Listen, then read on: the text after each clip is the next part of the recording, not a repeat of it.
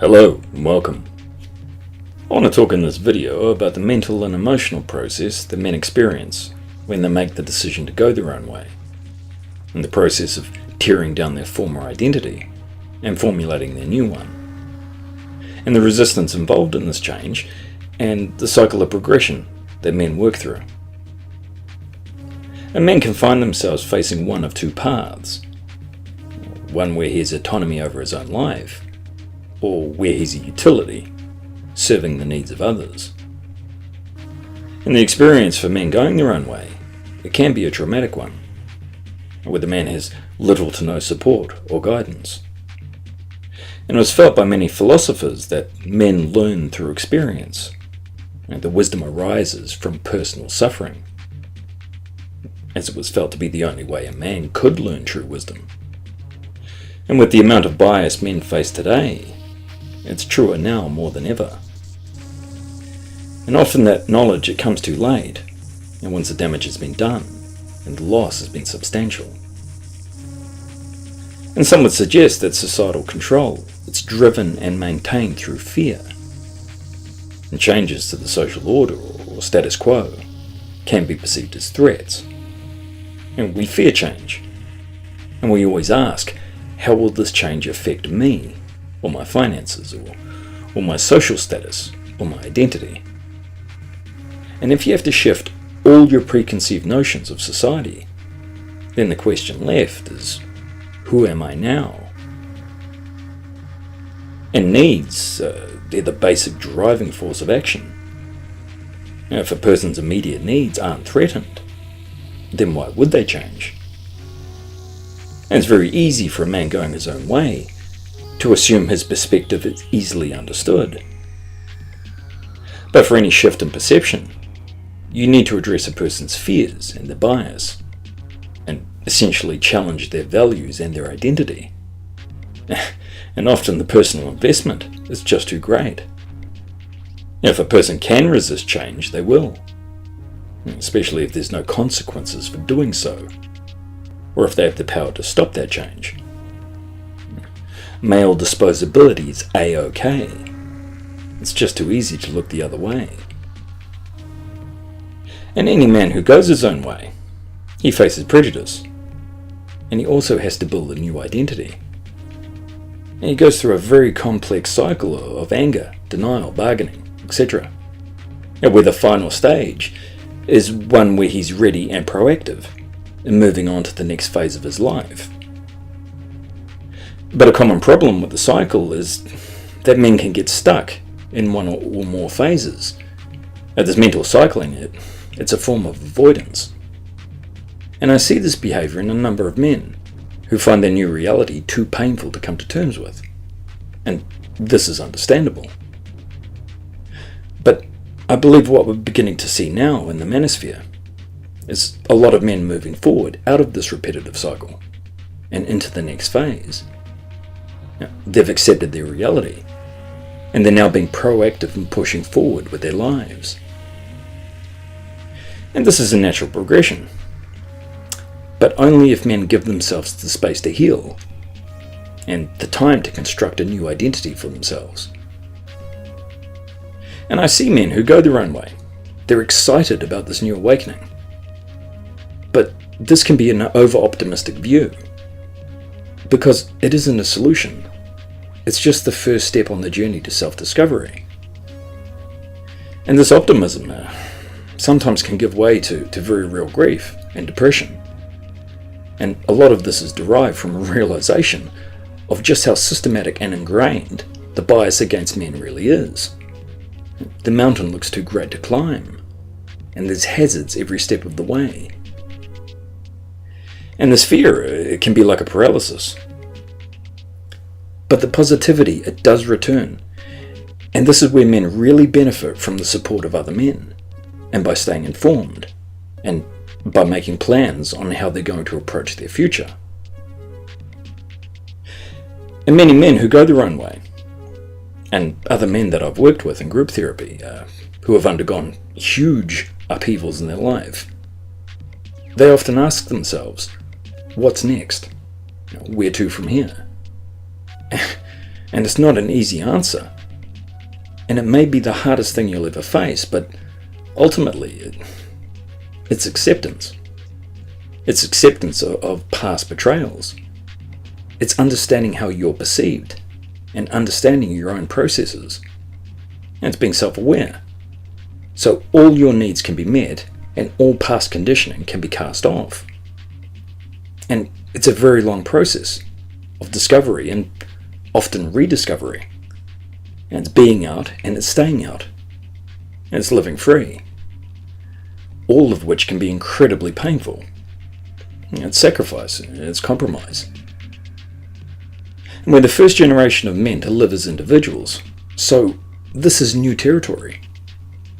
And contrary to all the shaming we receive from society, we need to acknowledge that this behavior, it's not selfish, but rather it's setting an example and a course for other men to essentially find their emancipation and their voice. And men, we have a tendency to downgrade our pain and our trauma. But men need to move past this, because only through being open to change can a man actually find his way. So tearing down your identity and forming a new one, it's traumatic.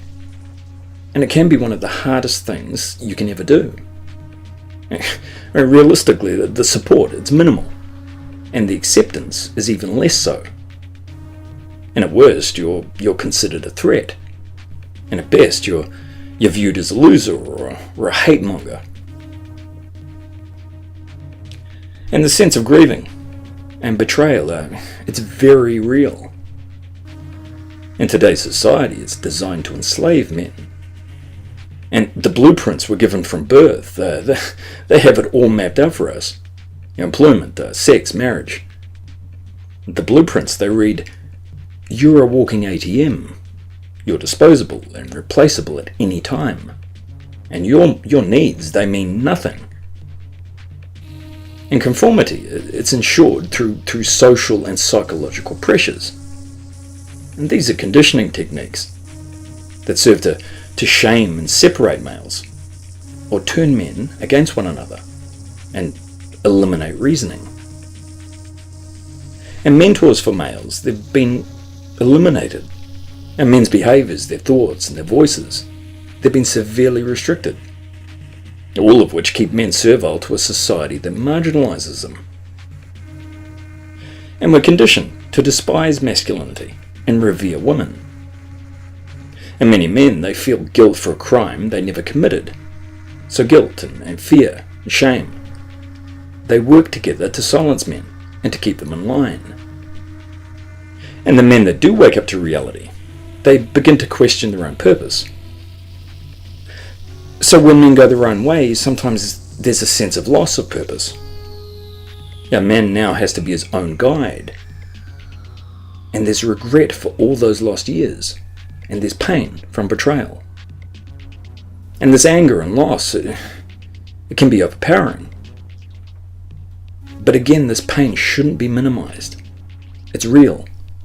And it needs to be accepted as valid if that man is to move forward with his life. And going your own way, it can mean losing friends and family, and especially your children. And it means having to look for new friends in a society that doesn't understand you, that sees you as a threat.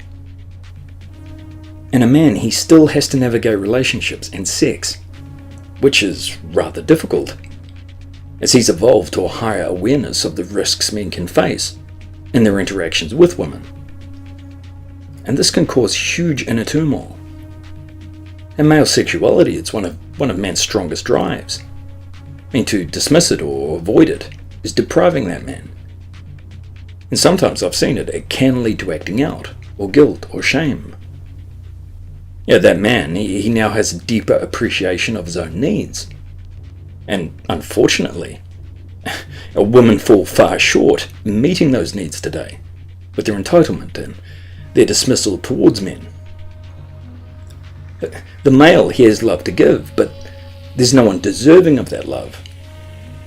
Realistically, his standards have just gone through the roof, And no, he doesn't feel like searching for a needle in a haystack when it comes to finding the right woman, or sacrificing his basic human rights for sex.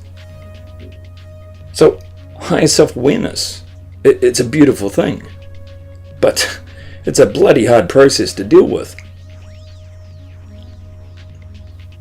And the pressure for men to conform, it's immense.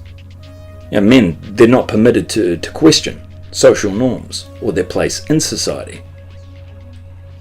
And shaming tactics and accusations of hate-mongering, they'll be directed at them. So it stops any critical reasoning.